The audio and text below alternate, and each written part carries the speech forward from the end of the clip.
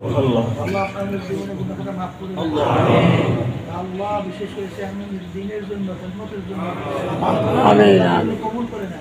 আমিন নাজাতের ওসিলা বানায় আল্লাহ বিশেষ করে বিপদাপদ হেফাজত আল্লাহ শত্রুদের শত্রুতা থেকে আল্লাহ জুলুম থেকে আল্লাহ হিংসুদের হিংসা থেকে আল্লাহ ষড়যন্ত্রের ষড়যন্ত্র থেকে দিনের সানের সারার থেকে আল্লাহ আমাদের সকলকে আপনি হেফাজত আল্লাহ বিশেষ করে আপনাদের হাত কার আম্মা কার দাদা দাদু নানা নানা ওই অন্ধকার কবরে শুয়ে আমাদের আল্লাহ করে তাদের কবরে ভেসতে পাঠান আল্লাহ বিশেষ করে ইসাক সাহেব রহমতুল্লাহ আমার আব্বাজান রহমতুল্লাহ আল্লাহ আত্মীয় সঙ্গে আম্মা সহ আল্লাহ আমাদের সামনেই ঘুরে গেছে তাদের কবরকে ভেসতে পাঠান তাদের দরজা ভেসতে বরন্দ করে আল্লাহ আল্লাহ বিপদাবাদ থেকে সবাই সব আমাদের সকলকে আপনি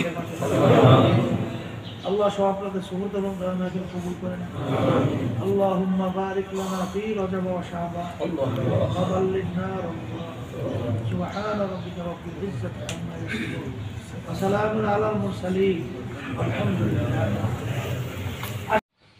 এমটিসি মিডিয়া চরমনাই থেকে ভিডিও ধারণ 20-3-2023 রোজ রবিবার। আসসালামু আলাইকুম প্রিয় দর্শক, আমি এখন সরাসরি কথা বলবো হাতপাখা আর নতুন চেয়ারম্যানের সাথে। আসসালামু আলাইকুম। আসসালামু আলাইকুম ওয়া রাহমাতুল্লাহি ওয়া বারাকাতুহু। আপনার পরিচয়টা দিন। আমি মোহাম্মদ মেজবউদ্দিন খান। গত 16 মার্চ স্থানীয় সরকার নির্বাচন 2023 এর মিঠাগঞ্জ ইউনিয়ন পরিষদ নির্বাচনে ইসলামী আন্দোলন বাংলাদেশ হাতপাখা মার্কার প্রার্থী। আমার নাম মোহাম্মদ মেজবউদ্দিন খান দুলাল। তো আমি নির্বাচন ইনশাল্লাহ মোটামুটিভাবে ফেয়ার এবং ফ্রি হয়েছে। 100% নির্বাচন ভালো হয়েছে।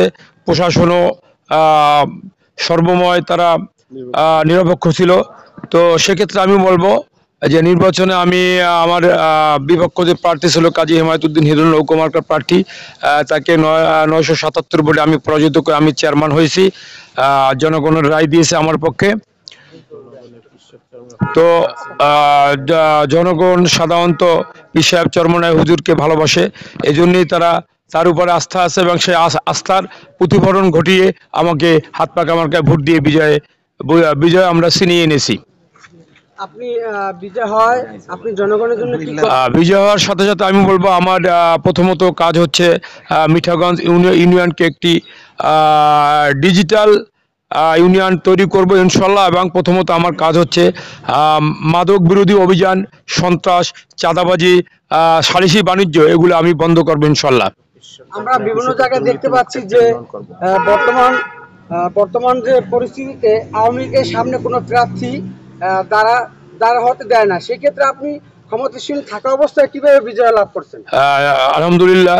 তো আমাকে নির্বাচনের প্রাথমিক পর্যায় থেকে নৌকার যারা লোকজন ছিল, আওয়ামী পন্থীরা যারা ছিল, হিরণ কাজীর যারা পক্ষে ছিল, তারা বিভিন্ন সময় আমার কর্মীদেরকে বিভিন্ন স্থানে এমনকি নির্বাচনের প্রচারণ কাজে তারা বাধাবিঘ্ন ঘটিয়েছে।